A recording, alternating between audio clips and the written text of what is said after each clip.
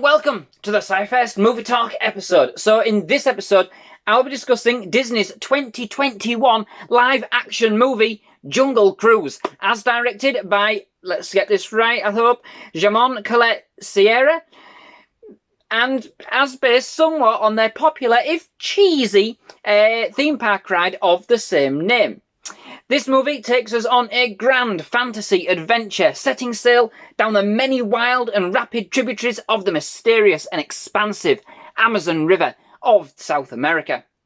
We join the intrepid adventurer and frustrated scholar, Dr. Lily Houghton, as played by Emily Blunt, who seeks to find a famed tree hidden somewhere in the middle of the Amazon, whose blossoms, legend would have it, hold miraculous regenerative properties. Indeed, the Tree of Life.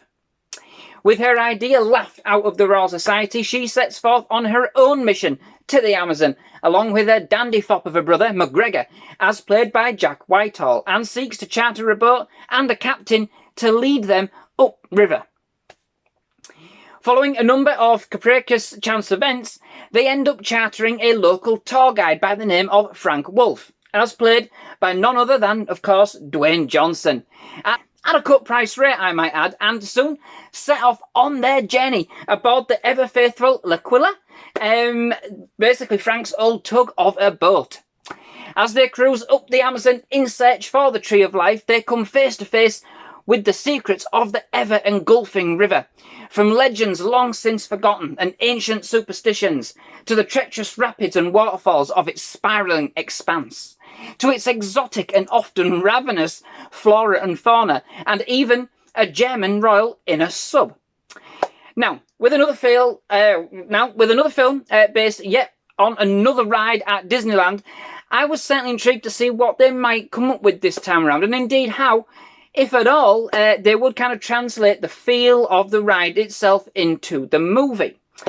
For those of you that have not had the enjoyment of checking out this particular ride at one of the Disneyland parks, it basically is a gentle guided riverboat cruise that takes in the sights and the sounds of the jungle, just merrily bobbing away, dodging elephants, rhinos, waterfalls, and all other manner of beasts lurking around every corner, circumnavigating through some piranha-infested waters.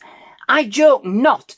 One of the cruises we went on, somebody fell overboard and actually managed to lose a hand to those carnivorous critters, stripped right to the bone. On another cruise we went on, a torrent of water that nearly made the boat capsize. Luckily, there weren't any crocs around that day, but the hippo at the back did take a big chunk out the stern. Let's just say that we weren't in a hurry to get back in the queue for the ride that day. I would have some video evidence of these terrifying encounters, but unfortunately, a snake ate my camera. One thing's for certain, these cruises aren't for the faint of heart. The film captures the essence of this excitement perfectly, as we are introduced to the world of the Amazon. It's an absolute blast in that respect. It is absolutely chocker full of dad jokes, corny innuendo, and totally tall tales. Just the kind of cheesy experience you have aboard the Disney Jungle Cruise. It's the guides themselves that really make the experience what it is. Otherwise, it is just a boring boat ride. But then at the same time capturing the dismay of the paying public when they find out just what they had been queuing the last 3 hours for.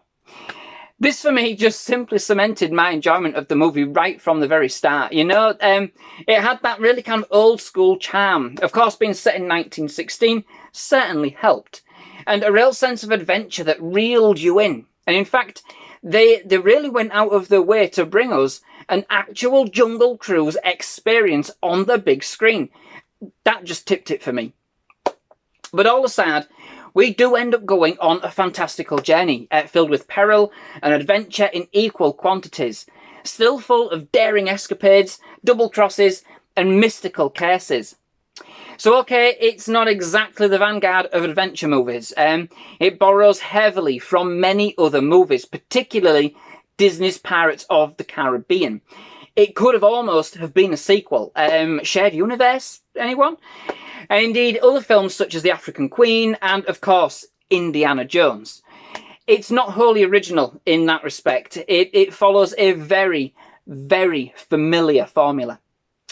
The plot is a bit more sporadic than it needed to be, a bit more haphazard, just for the sake of a jungle adventure.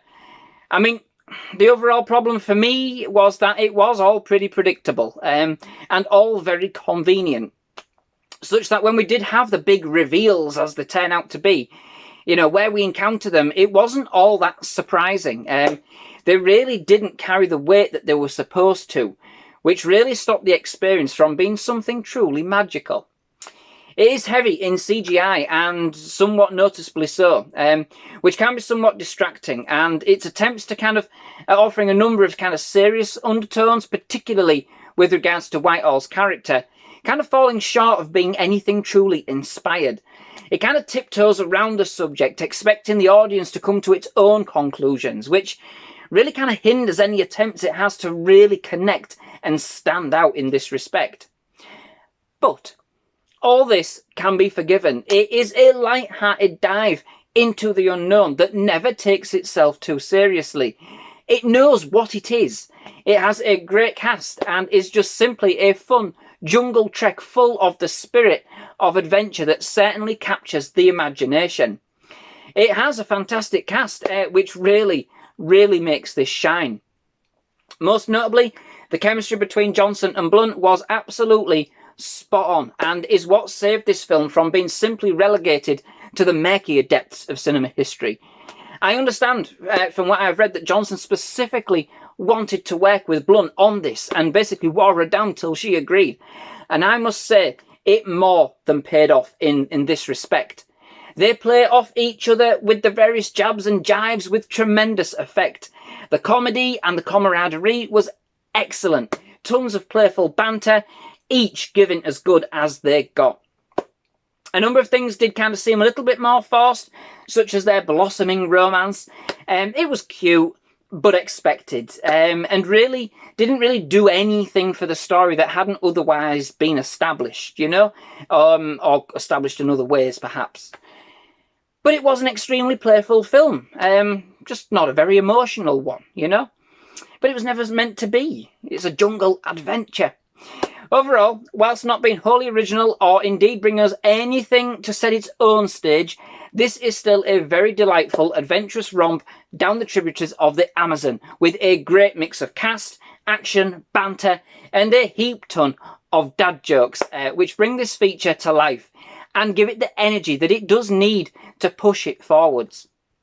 It sticks to a standard formula, and in this there aren't really too many surprises along the way, but ultimately, regardless, it is a very competent and very engrossing adventure movie when all is said and done.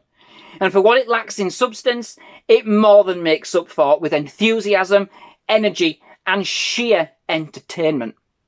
So, that brings me to the end of this episode. Many thanks for watching. I do hope you've enjoyed it. If you have, please leave a like. Please do hit that subscribe button for more movie reviews, trailer reactions, and other movie-related content. Absolutely loved having here at SciFirst MovieTalk, and definitely love to have you back. Most of all, just thank you very much for watching. Goodbye.